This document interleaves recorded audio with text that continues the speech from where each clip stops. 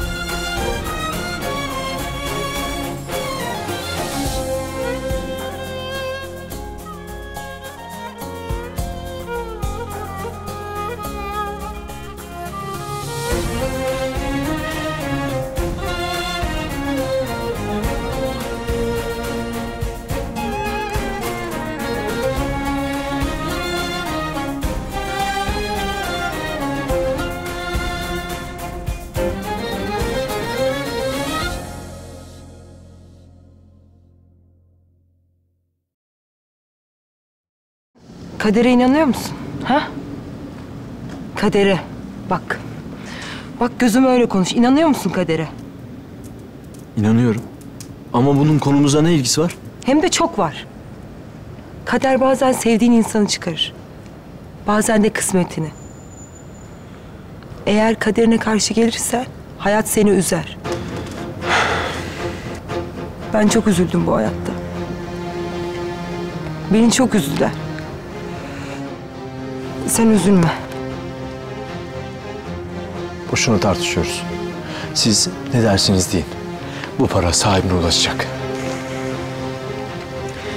İyilik yap denize at demişlerdi. Sen bildiğin sokağa atıyorsun be koçum. İşinize geç kalıyorsunuz. Anladım. Ne desek boş sana. Sen yine de yalnız kalınca iyice bir düşün derim. Sonradan kafanı vurma. Hadi bana eyvallah. 2 saat sonra almaya gelirsin.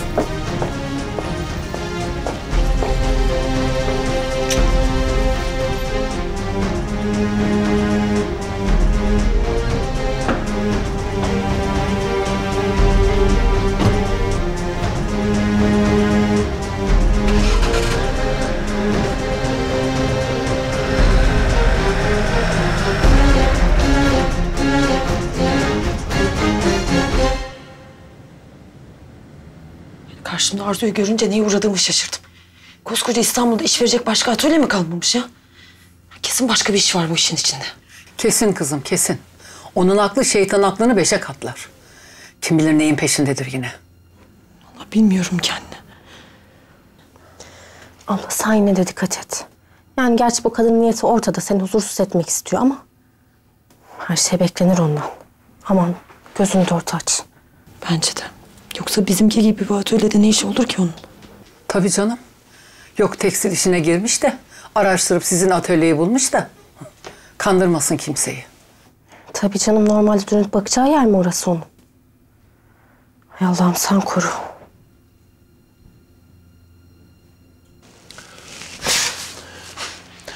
Hayret bir şey ya. Saat kaç oldu hala ortalarda yok.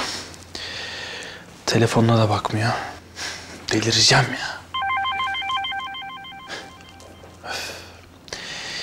Bir bu eksikti. Kusura bakma koçum. Şu an hiç seni dinleyecek halde değilim.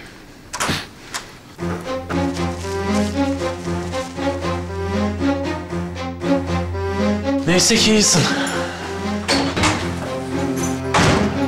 Sen yapmadın mı hayatım? Telefonları açmayınca ben de başına bir şey geldi sandım. Ya evet aramışsın hayatım ama telefonum sessizde kalmış, görmedim. Gelirken gördüm, uyumuşsundur diye de geri aramadım ben seni. Bu saate kadar sen neredesin Arzu? Ya seninle beraberdim hayatım, biliyordun.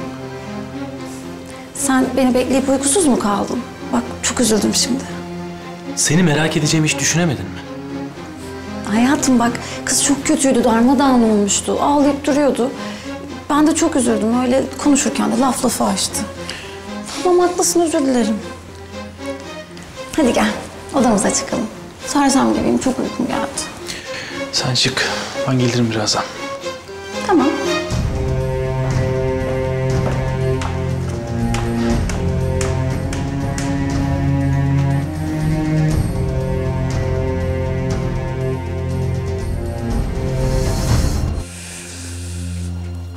Ulan benim ne yapıp ne edip bir şekilde bu parayı bir yerden bulmam lazım.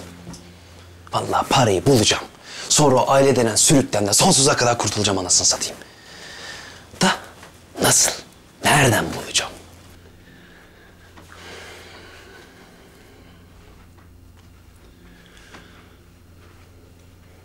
Ya hadi be Ümit abi ya. Allah aşkına şu telefonu bir kere daha aç be. Ay bıktım valla senden de ha.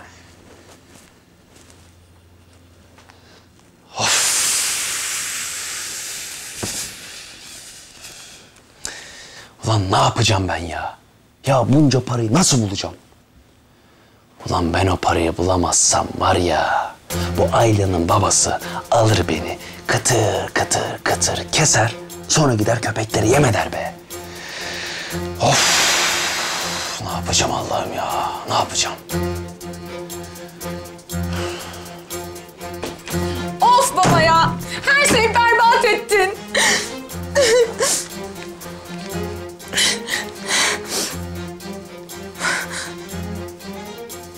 Ya Murat aç şu telefonu, ne olur aç artık.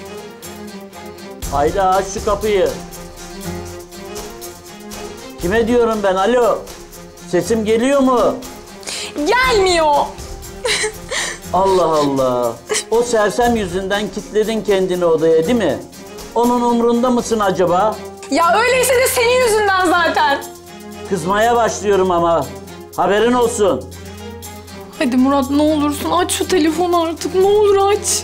Ayla sana diyorum aç şu kapıyı. Açmayacağım işte, yalnız bırak beni.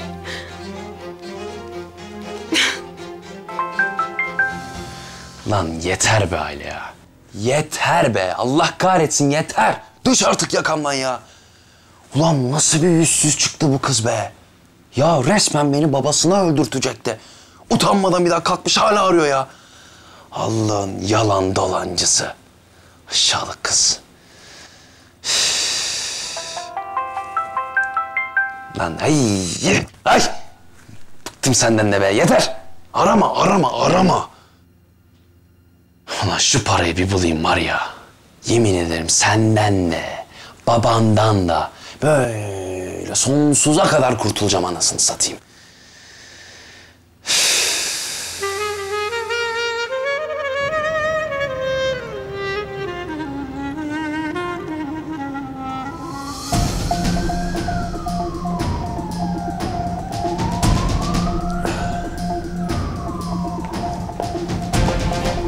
Teşekkürler.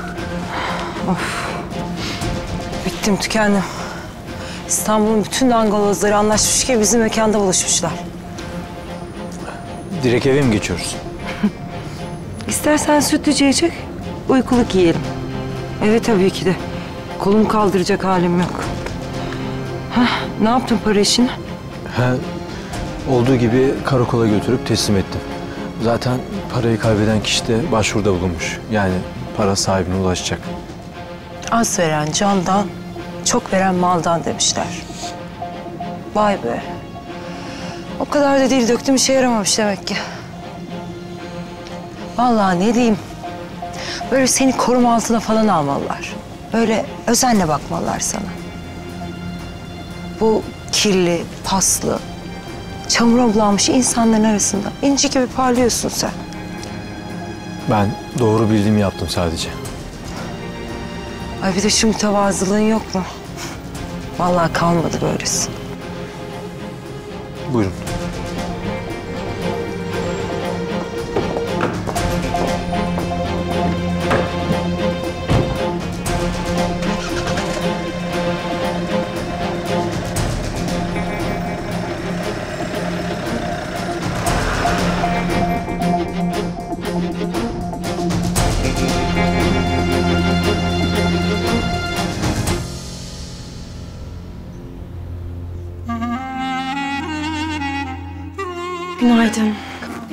Zeynep abla.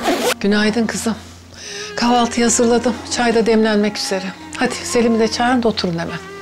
Biz yumurta tokuşturacaktık amcamla. Canım amcan uyuyor. Uyuyor mu? Kaçta geldi ki bu çocuk?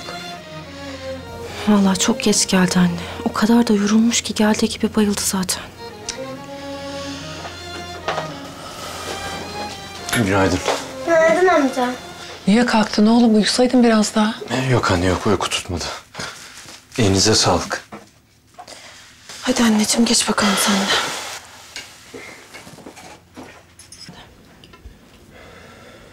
Oğlum, neyin var senin? İyi misin? İyiyim anne, iyiyim. Biraz yorgunum. Dün epey hareketli geçti.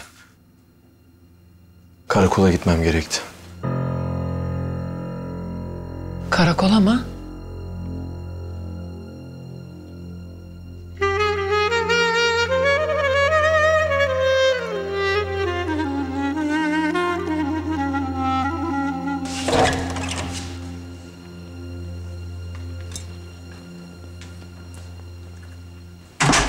Uyanmışsın. Günaydın. Günaydın. Hadi kalk bakalım. Sana ellerimle kahvaltı hazırladım. Bütün bunları kendin mi hazırladın? Evet. Yani hiç kimseden yardım almadın öyle mi? Ümit, kuzu çevirme yapmadım. Kahvaltı hazırladım yani aşk olsun ama. Tamam. Şaka yaptım. Hadi başlayalım. Ama bak hiç mütevazı olmayacağım. Yumurta harika olmuş. Bak. Nasıl? Şahane. Ellerimle besliyorum Ümit Bey. Siz daha ne yapayım? Gerçekten hizmette sınır yok. Artık hizmetten memnun kaldığınızı resepsiyona söylersiniz beyefendi. Arzu, diyorum ki bugün her şeyi bir kenara bırakıp birlikte bir şeyler mi yapsak? Sinemaya falan gidelim. Güzel bir film girmiş, onu izleriz. Öncesinde de yemek yeriz. Çok isterdim ama olmaz. Bu yeni işle alakalı halletmem gereken bazı işler var. Bu yeni işin hayatımıza girdiğinden beri artık hiçbir şey eskisi gibi değil. Hayatım ama biliyorsun uğraşmadığın olmuyor. Hem her şey yoluna bir girsin. O zaman istediğimiz her yere gideriz. Tamam ama ne yaptığını söyle en azından, onu bileyim. Ya tekstil diyorsun ama ne? Olmaz. Her şey yoluna girince söyleyeceğim. Birazcık sabret. Ama hadi bak soğutuyorsun.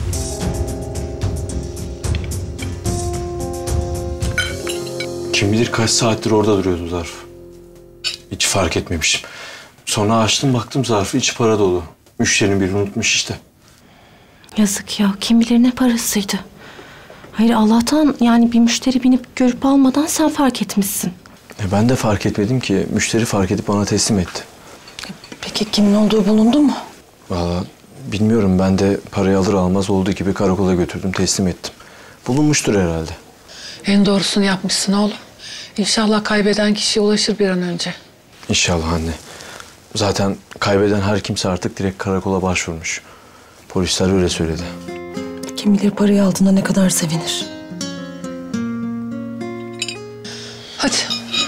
Afiyet olsun çocuklar. Çayları koyayım ben.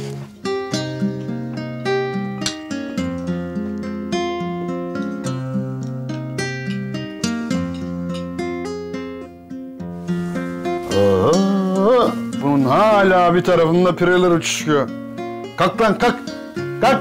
Sayende bir pireler bastı kalk. Ne diyorsun baba Allah aşkına? Ne piresi ya? Lan oğlum. Kış uykusuna mı yattın lan? Armut. Kalksana. Ya baba Allah aşkına görmüyor musun? Gözlerimi bile açamıyorum. Kapat şunu, dondum ya. Lan oğlum uğraştırma beni kalk. Tamam baba ya, tamam. Akşam olsun kalkarsın ha. Ya şuna bak ya. Girip odasına var ya uyandırmasam akşama kadar uyuyacak ya. Ya bu nasıl bir model ya? Ay Veysel o genç bir çocuk, olur öyle şeyler, hemen sinirlenme. Ya ona sinirlenme, buna sinirlenme.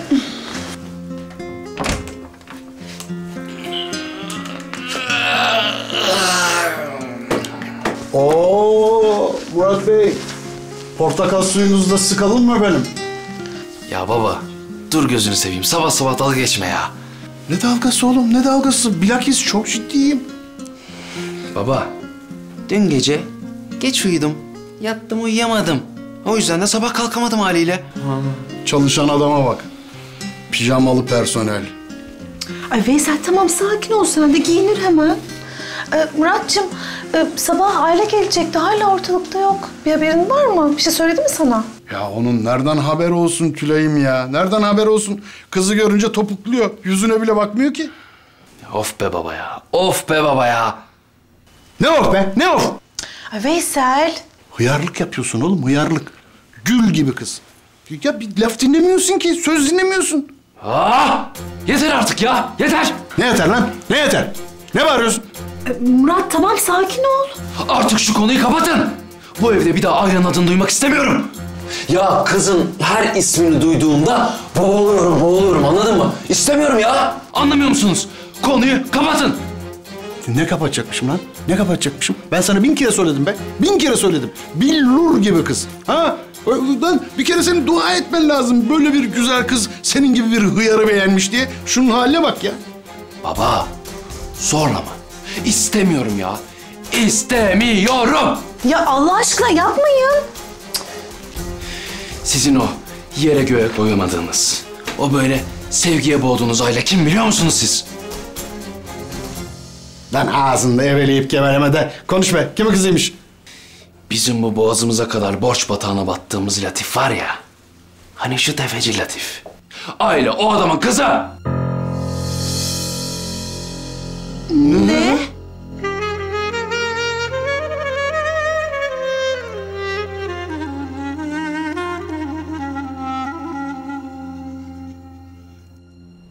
Gel kızım.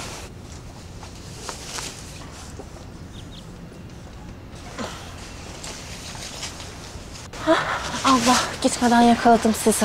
Ne oldu canım? Abla ya ben senden bir şey isteyecektim. Söyle Zeynep. Ya hani sizin oralarda falan bana uygun bir iş olursa haber eder misin? Ya ederim etmesini de sen de okulunu ihmal etmeyesin Zeynep. Yok abla ikisini bir arada götürürüm. Daha önce de yaptım biliyorsun. Selim çok yorgun geliyor işten. Onu öyle görünce içim parçalanıyor. Ben de destek olmak istiyorum. Tamam canım aklımda olsun. Sağ ol abla. Hadi gidelim biz. Canım iyi dersler. Teşekkür ederim Zeynep abla.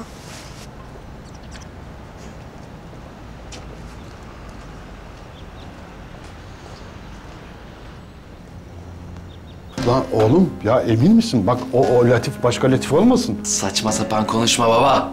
Adamı kaç defa canlı canlı gördüm ben. Allah Allah ya bak sen şu işe. Ay vallahi ben de çok şaşırdım. Yani annesi Gülten Hanım'ı orada burada çarşıda pazarda görürdüm. Çok tatlı bir kadın. Demek ki kocası tefeci miymiş? Ya ben gerçekten beyaz eşyacı sanıyordum. Ben de öyle Tülay, ben de öyle. Ayla öyle söylemişti. Ya baba, Tülay abla, biraz düşünsenize. Adam bildiğin araban misali. Göstermeden yürütüyor işlerini. Yanında da adamları falan var. Bildiğin mafya. Yani neresinden tutsan bela. Bak sen ya. Ulan desene biz bayağı bir sert kayaya çarpmışız. Baba hem de nasıl bir sert kaya var ya. Gördünüz mü şimdi o yere göğe sığdıramadığınız Ayla kimmiş? Nereden bileyim ben ya? Ne olacak şimdi lan? Vallahi ne olacağı belli baba. Bundan sonra bir daha hiçbir şekilde o kızın adını anmayacaksınız. Zaten kızı da başıma siz sardınız. Ya biz ne yaptık da sardık oğlum ya? Biz ne yaptık da sardık? Kız kendisi geldi yapıştı tutkal gibi. Hadi ya. Allah Allah. Acaba bu olaya kimler çanak tuttu ha? Böyle yok haberimiz yokmuş gibi buluşturmaya çalışmalar falan. Ha? Ona ne diyeceksin baba? Zaten babası da ayrı bir manyak. Tutturdu yok kızımın peşini bırak diye. Adam yakama yapıştı baba. Tehdit etti beni. Sanki onunla kokuşmuş kızına çok meraklıyım da. Allah'ım sen koru Veysel. Allah Allah. Niye celallenmiş adam durup dururken? Ortada fol yok, yumurta yok. Lan? Yoksa bilmediğimiz bir durum mu var? Yok baba ya. Bilmediğin ne olacak canım? Ne diye tehdit ediyor o zaman seni? Ya baba, adam kız ile beni yan yana gördü. Ya aramızda bir şeyler var zannetti. Sonra aldı tuttu çekti beni kenara. Ne söyledi biliyor musun? Vay efendim neymiş? Ben borçlarımdan kurtulmak için Ayla'yı kullanıyormuşsun. Kızımdan uzak dur dedi ya. Oğlum sen de dersin ki benim bir münasebetim yok, o da peşine bırakır. Allah Allah hadi ya. O kadar da kolay değil mi baba? Saçma sapan konuşma. Kızı aldınız başıma musallat ettiniz. Sonra verdikçe verdiniz gazı. Verdikçe verdiniz gazı. Ne oldu? Kız böyle coştukça coştu. Sardınız başıma. Lan oğlum biz ne yaptık ya? Biz ne yaptık? Ha? Neyi coşturduk? Biz zorla tutup koynuna mı soktuk? Ne koynuna sokması baba? Şimdi durduk yere nereden çıkarıyorsun onu ya? Of ya Murat ya biz nereden bilelim böyle olacağını? Ulan bir de adama bir ton borçluyum ya. Neresinden tutsan ayrı dert ya. Lan ne yapacağız ya? Vallahi baba ne yapacağımızı bilmiyorum ama ben ne yapacağım ne edeceğim. Bir şekilde kurtaracağım bizi bu dertten. Nasıl halledeceksin oğlum? Nasıl halledeceksin? Ya tamam baba tamam. Daha fazla üstüme gelme. Ben bir şekilde halledeceğim. Yeter ya.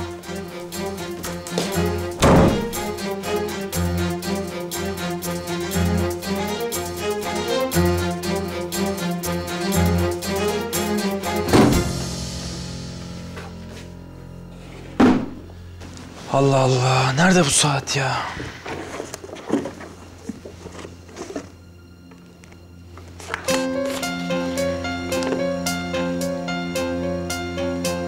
Özgüçlü. Ben nereden biliyorum burayı ya?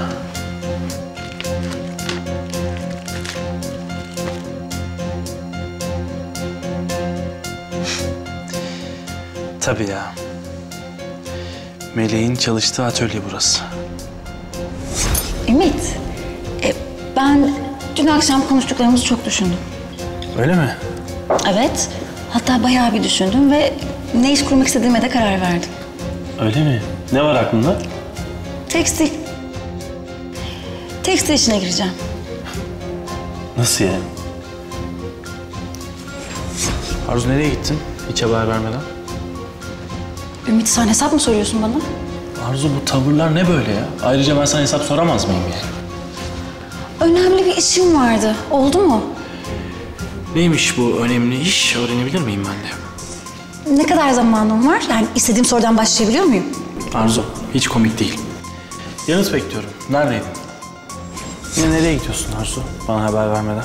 Bir arkadaşım vardı. Belki hatırlarsın. Yasemin. O aradı da beni. Onunla konuşmam gerekiyor. Yani biraz zor bir süreçten geçiyordu bu aralar. Kocasıyla boşanıyorlar. Ya. Hı hı. Yani sonuçta boşanma zor bir süreç. Birazcık konuşmak istedi benimle. Bana daha önce hiç bahsetmemiştin bundan. Evet yani çok fazla duyulsun istemedi. Bir de bu adam kızı aldatmış. Bir de görsen ilk zamanlar nasıl aşıktı kıza. Evlenmek için neler yaptı. Şimdi şu yaptığına bak. Hadi ya. Neyse benim çıkmam lazım. Ben bırakayım seni.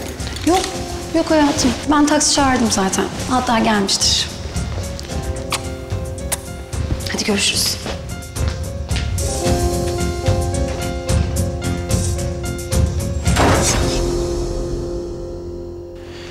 Planın buydu demek Arzu ha? Tabii seni engellememden korktum.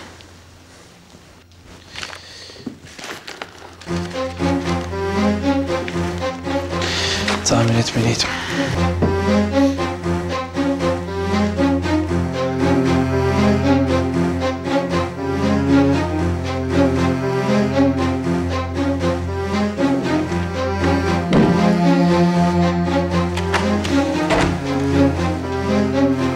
Hayatım, saatimi bulamıyorum da sen gördün mü? Hayır. Buralarda bir yerdeydi ama. Nereden bileyim hayatım? Ben Gonca'ya sor. Ya birlikte bakarsak hemen buluruz diye sana soruyorum. Çok lazım mı şu anda? Benim işim var da biraz. Tamam sen çık ya. Zaten ben de işe geç kaldım. Yeterince oyalandım. Tamam.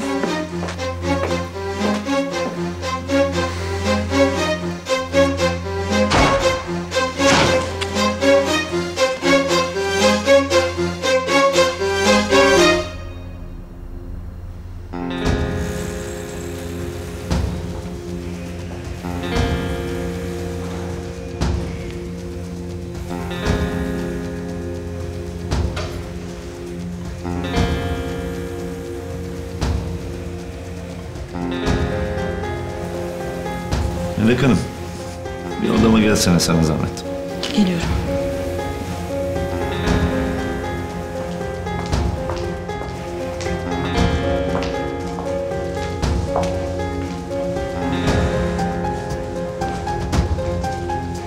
Buyurun Cevahir Bey. Gel Melek Hanım, gel. Ne durumdayız? Yetişecek mi siparişler? Elimizden geldiğince yetiştirmeye çalışıyoruz işte. Yetmez. Elimizden gelenin fazlasını yapmak zorundayız. Çok zor bir döneme geliyoruz. Artık eskisi gibi iş seçme lüksümüz de yok. İyiymiş, kötüymüş demeden bütün işleri kabul ediyorum ben de. Yani başka çare yok. Farkındayız biz de. Bak, şu programa bak. Bir gün bile boş yok. Yani eğer bu siparişlerden birini atlarsak kepenk indirmek zorunda kalırız. Ya herru ya merru. Anladım Cevahir Bey. Biz de bu yüzden buna göre iş dağılımı yaptık. Elimizden geldiğince de daha hızlı olmaya çalışıyoruz. Mecburen fazla mesaiye de kalacağız. Yani herkes taşın altına elini koyacak. Sen de onları motive et. Aman diyeyim. Anlıyorum da bu fazla mesai ücretleri ödenecek değil mi? Ya herhalde. Kimin parası kalmış bizde?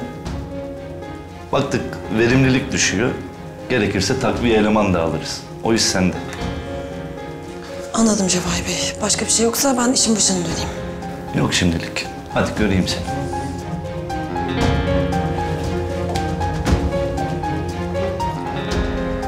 Her şey Arzu Hanım'ın istediği gibi ilerliyor. Hadi bakalım. Rica etsem herkes bir bakabilir mi? Malum elimizde yetiştirmemiz gereken yüklü miktarda iş var artık. Onları yetiştirmek için de bu akşam mesaiye kalmamız gerekiyor. Ve bitmeden de paydos veremeyeceğiz. Ne demiş? Hani neydi onun adı? Hah, Napolyon. Ay ne diyorsun Gülay?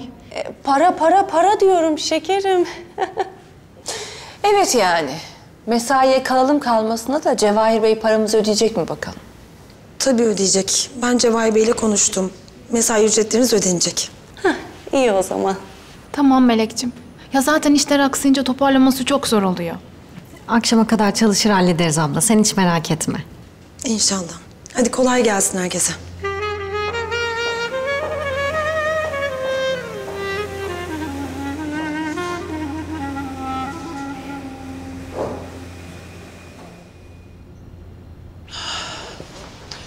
Hadi yavrum. Allah kazadan beladan saklasın. Su gibi git, su gibi gel yavrum. Sağ ol annem benim, sağ ol. Ay Selim şapkayı al, hava çok soğuk. Tamam canım ver. Hadi görüşürüz. Hadi yavrum güle güle. Allah'a emanet ol. Merhaba.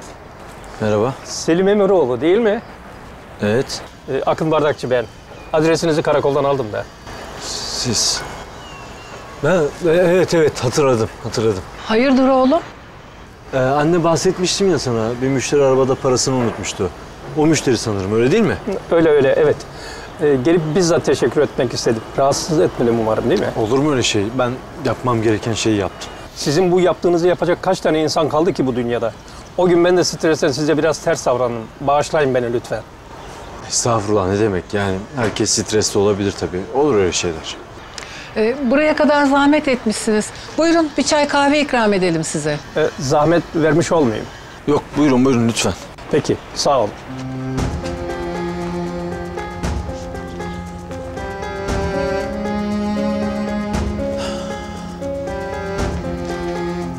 Ayakta kalmayın. Buyurun oturun. Sağ olun. Ne desem, nasıl teşekkür edeceğimi bilemiyorum. Hayatımı kurtardınız desem yeridir. Siz olmasaydınız çok müşkül durumda kalacaktım. Kızımın düğünü için daha yeni kredi çekmiştim bankada. Eğer kaybetseydim. Teşekkür etmenize gerek yok. Yani sizin paranız da size döndü.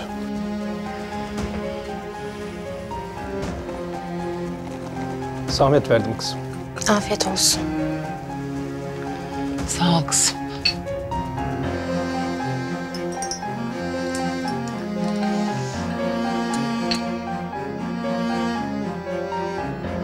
Bu arada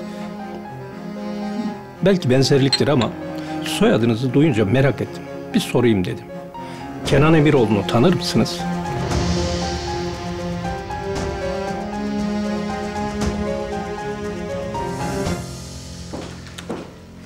Hayatım, ben çıkıyorum. Tamam canım. Evdeyim ben. Yapmam gereken çok iş var. Onlarla uğraşacağım. Tamam, görüşürüz o zaman. Kendini çok yorma, tamam mı? Merak etmeyin. Hadi görüşürüz.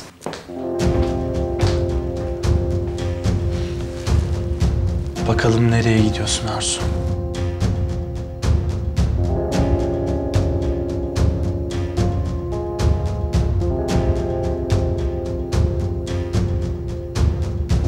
Mekanı cennet olsun. Kenan Bey çok iyi bir insandı. Kızım bugünlere onun sayesinde geldi.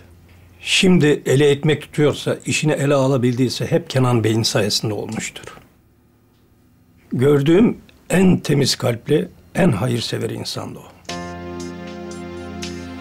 Öyleydi oğlum. O olmasaydı kızımı okutmaya gücüm yetmezdi tek başıma. Siz nereden tanıyordunuz abimi? Markette denk gelmiştik. Bir bayram arifesiydi. Benim kız daha o zaman da okumaya çok düşkün. Nerede bulduysa artık kitap rafında bir çocuk kitabı almış eline. Baba bunu ne olur alın diye tutturdu. Öyle resimli, ciltli, kalın bir şey. Yani pahalı bir kitaptı. Tabii o vakitler işlerim düzgün ilerlememişti. Borç harç, iflas etmiştik. Üzerine de eşimi kaybedince. Allah rahmet eylesin. Velhasıl ben bir elimdeki paraya bir de onun tuttuğu kitaba baktım. Kitabı alayım desem param çıkışmayacak belli. Nasıl da istiyor kız. Ağladı ağlayacak. Neyse efendim, mecburen sepeti koydum bir kenara. Bir tek kitabı satın aldım. Sonra marketten çıkıp eve gittik. Tam kapıdan girecektik ki Kenan Bey dokundu omuzuma. Meğer görmüş, izlemiş bizi markette. Kendi evine yaptığı erzak alışverişini bize bırakıp gitti.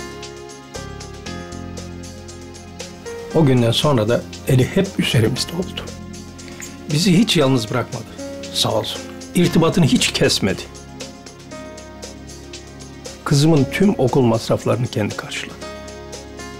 Ben yardım eli uzatırken mahcup olan insanları Kenan Bey'in varlığında gördüm. Öyle mert, öyle kalender bir adamdı.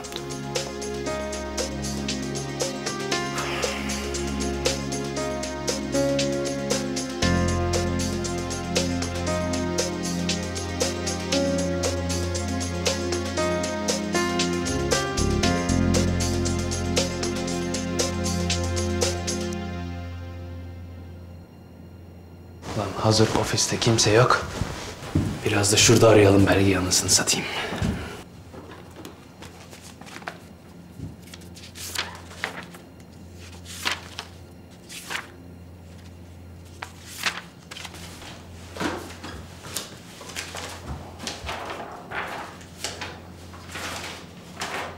Lan nerede bu belge, anasını satayım ya? Vallahi billahi bıktım ya.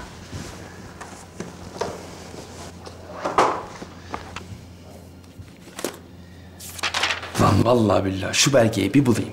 Gideceğim, vereceğim, hop direkt parayı alacağım. Sonra da borcumu ödeyip kurtulacağım ya.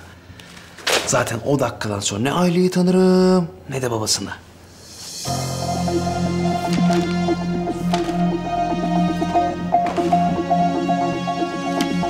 Ümit abi de sanki halimi bilmiyormuş gibi telefonlarımı açmıyor ya. O da belli ki Latif denen heriften tırstı. Hoş. Adam da haklı be. Şimdi durduk yere niye başına bela alsın ki, değil mi? Ama şimdi telefonumu alsam elime, mesaj atsam, abi desem ki belgeyi buldum. Hop, direkt arar. Oh! Ah Allah. Ulan ben bu şerefsiz heriflere nereden bulaştım be? Allah asıl sizden razı olsun. Sayenizde oğlumu yad ettik. Ruhu dua istemiş demek.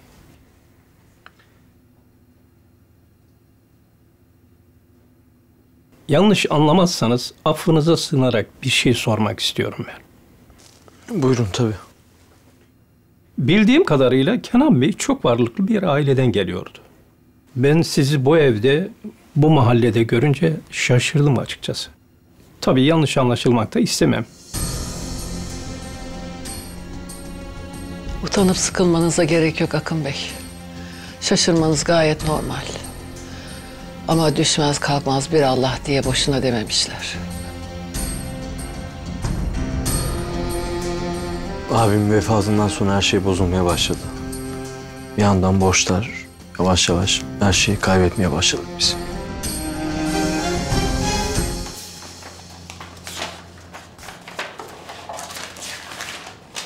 Ulan Allah kahretsin be.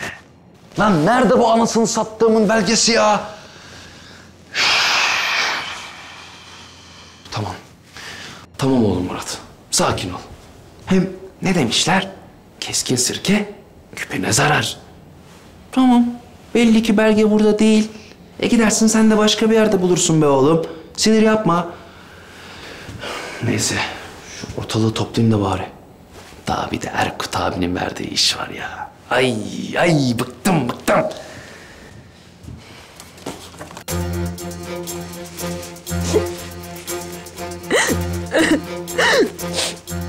Kızım, Ayla. Aç kızım. Ayla kızım, iki kelime konuşacağım seninle. Aç kızım. Hadi kızım, aç Ayla. Kızım. Madem konuşmak istiyorsun konuşalım. Konuşacağız kızım. Hele otur bakayım. Başımda dikilme şimdi böyle. Ama Sen önce otur. beni dinleyeceksin, tamam mı? Tamam kızım. Tamam, seni dinleyeceğim, anla. Ya Söyle kızım, söyle. Baban dinler seni. baba, beni seviyor musun? Bak şimdi o nasıl bir laf?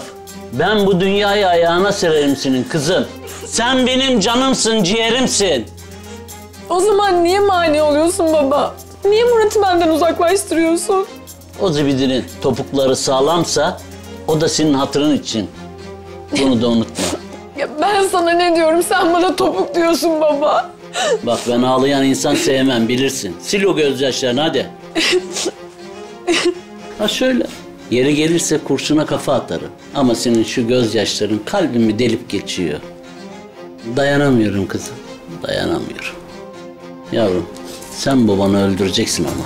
Bak delik kalp sızdırıyor, sana söyleyeyim.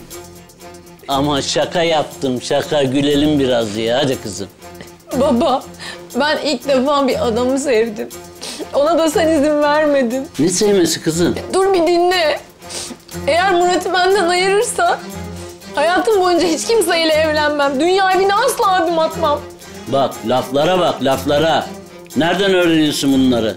Zaten yakında hepiniz benden kurtulacaksınız. Ayla, kızım, ne biçim sözler bunlar? Bir daha başına bela almayacağım baba. Kızım, ben senin mürvetini görmek istemez miyim? Torunlarımı kucağıma almak istemez miyim? Kelebeğimin tırtırları ne tatlı olur böyle. Minik minik. Sen benim için çok kıymetlisin kızım. Senin saçının teline zarar gelse ben dünyayı yakarım, dünyayı. Gözümün nursun. Sen şimdi çok mu seviyorsun fasulye sırığını? Ondan başka kimseyle evlenmem mi diyorsun? Ara şu sırığı gelsin. Yeter ki sen mutlu ol. Şu güzel gözlerin gülsün. Baba, doğru mu duyuyorum? Bana ikiletme lafı, ara dedim. Babacığım.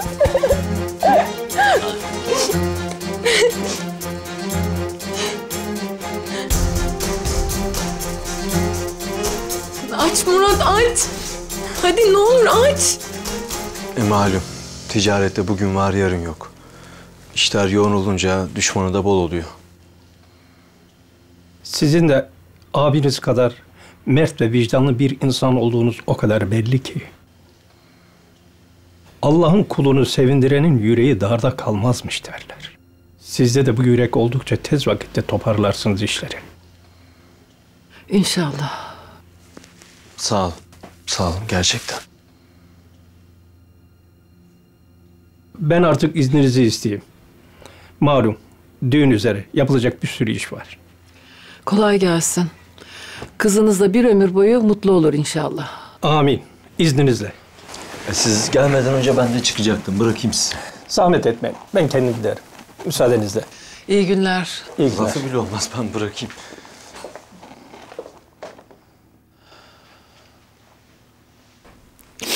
Açmıyor işte, cevap vermiyor.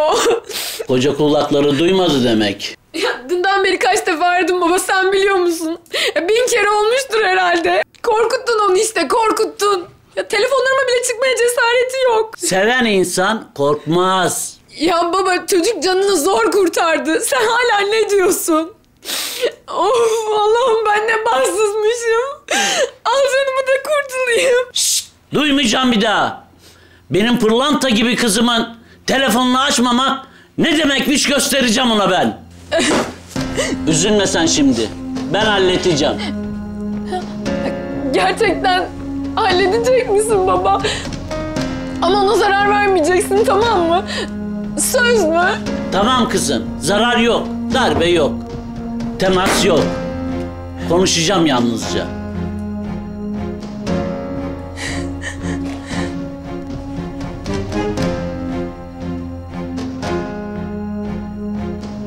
Midyat.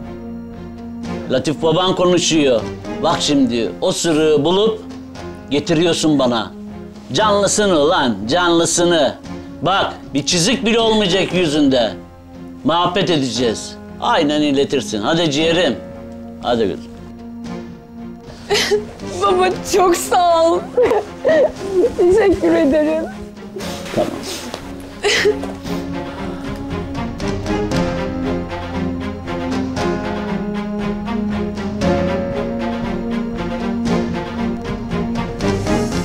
Arzu Hanım, atölyedekileri bir görseniz.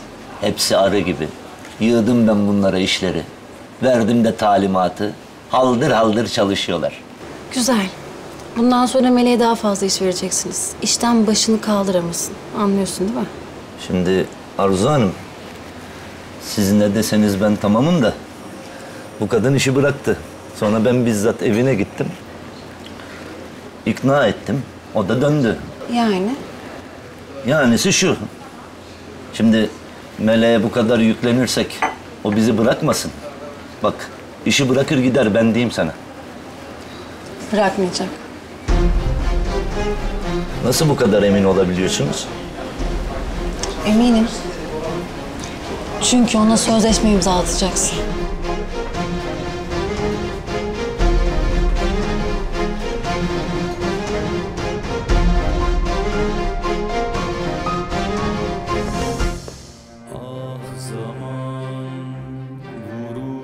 Geçer yüzüme, acısı kalır